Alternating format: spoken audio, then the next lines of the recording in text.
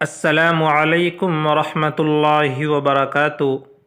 بہت سے لوگوں کے ذہن میں ایک سوال ہوتا ہے کہ نمازوں کے اندر جو خیالات آتے ہیں ان سے کیسے بچا جائے اور ان خیالات کو کیسے دور کیا جائے، اور بہت سے لوگ ان خیالات سے پریشان ہو جاتے ہیں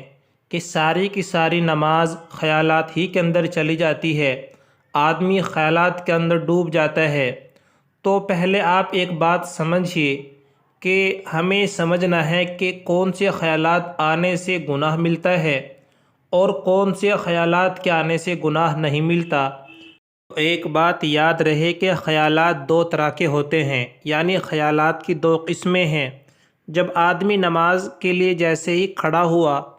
تو بعض لوگ وہ ہوتے ہیں کہ خیالات کو ذہنوں کے اندر خود بخود پکاتے ہیں، یعنی خود بخود خیالات لے کر کے وسوسے ذہنوں کے اندر لاتے ہیں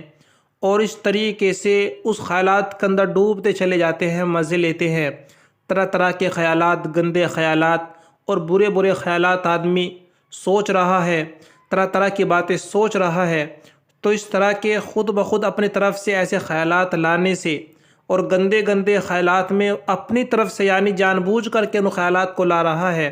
اگر جان بوجھ کر اپنی طرف سے ایسے گندے گندے خیالات لاتا ہے تو اس طرح کے خیالات سے گناہ ملتا ہے۔ اور ایک خیالات وہ ہوتے ہیں جو خود بخود آ جاتے ہیں، تو اگر خود بخود یہ خیالات آتے ہیں تو اس سے گناہ نہیں ملتا، اگرچہ وہ گندے خیالات ہوں یا کیسے بھی خیالات ہوں، لیکن اگر وہ خود بخود آ رہے ہیں تو اس سے گناہ نہیں ملتا۔ اس لیے کہ اللہ تبارک و تعالیٰ نے قرآن کریم کی آیت کے اندر فرمایا لا یکلف اللہ نفسا الا وسعها، کہ ہم نے کسی بھی انسان کو اس کی طاقت سے زیادہ مکلف نہیں بنایا۔ اللہ تبارک و تعالیٰ نے انسان کو جو اعمال کرنے کا جو مکلف بنایا ہے، صرف اور صرف انہی اعمال کے کرنے کا مکلف بنایا ہے جو اعمال اس کے اختیار میں ہیں، اور جو اعمال اس کی طاقت میں، اس کی قدرت میں، اس کے اختیار میں نہیں ہے تو ایسے اعمال کرنے کا اللہ تبارک و تعالیٰ نے انسانوں کو مکلف نہیں بنایا ہے۔ تو اسی طریقے سے اگر برے خیالات یا کچھ بھی خیالات خود بخود آتے ہیں، ہمارے اختیار میں نہیں ہے، تو ایسے خیالات سے گناہ نہیں ملتا ہے۔ اب ایک طریقہ ہے کہ ان خیالات سے کیسے بچا جائے، تو احادیثوں کے اندر بھی ملتا ہے، بزرگوں نے بھی اس کا تجربہ کیا ہے اور لوگ اس کا تجربہ کرتے ہیں کہ ان خیالات کے بچنے کا طریقہ یہ ہے، جب آپ نماز کے لیے کھڑے ہوں تو جو لفظ یعنی جو صورتیں، جو لفظ بھی آپ قرآن کریم کی نمازوں کے اندر پڑھتے ہیں اور جو بھی کام آپ نماز کے اندر کرتے ہیں، آپ کا ذہن اور آپ کا دماغ انہی الفاظ پر ہو۔ مثلاً جیسے ہی آپ نے اللہ اکبر کہہ کر کے نیت باندھی تو اللہ اکبر پر آپ کا ذہن ہو، اسی طریقے سے پھر ثنا پڑھی جاتی ہے تو آپ اس بات اپنے ذہن کو اس طرف لگائے کہ میں ثنا پڑھ رہا ہوں، یعنی سبحانک اللہم وبحمدک،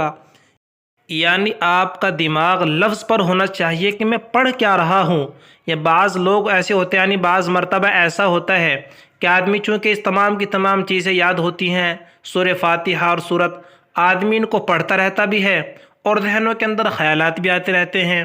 تو آپ جس لفظ کو پڑھیں آپ کا دماغ اس لفظ پر ہو کہ میں الحمدللہ رب العالمین، یعنی میں اب الحمد پر پہنچا، للہ پر پہنچا، رب العالمین پر پہنچا، تو جو قرآن کے الفاظ ہیں ان الفاظ پر آپ کا دماغ ہو تو انشاءاللہ اللہ کی ذات سے امید ہے کہ آپ کو وسوسے نہیں آئیں گے، گندے خیالات نہیں آئیں گے۔ اسی طریقے سے اگر آپ امام کے پیچھے نماز پڑھ رہے ہیں تو اس میں بھی آپ جب امام قرات کرتا ہے تو امام جو الفاظ بول رہا ہے، جو امام الفاظ پڑھ رہا ہے، اس پر آپ کا دماغ ہو، آپ کا ذہن ہو۔ اسی طریقے سے جب آپ رکوع کے اندر جائیں، سجدوں کے اندر جائیں تو رکوع اور سجدے کی تسبیح پر آپ کا ذہن ہو۔ جب اس طریقے سے آپ نماز پڑھیں گے اور قرآن کریم کے الفاظ پر قرآن نماز کے اندر آپ کا ذہن ہوگا اور قرآن کریم کے الفاظوں پر آپ کا ذہن اور دماغ کام کر رہا ہوگا تو اس طریقے سے آپ گندے خیالات سے، برے خیالات سے انشاءاللہ محفوظ رہیں گے۔ یہ ویڈیو اگر آپ کو اچھی لگی ہے تو اس ویڈیو کو لائک کرنا، شیئر کرنا اور اگر چینل پر نئے ہیں تو سبسکرائب ضرور کریں۔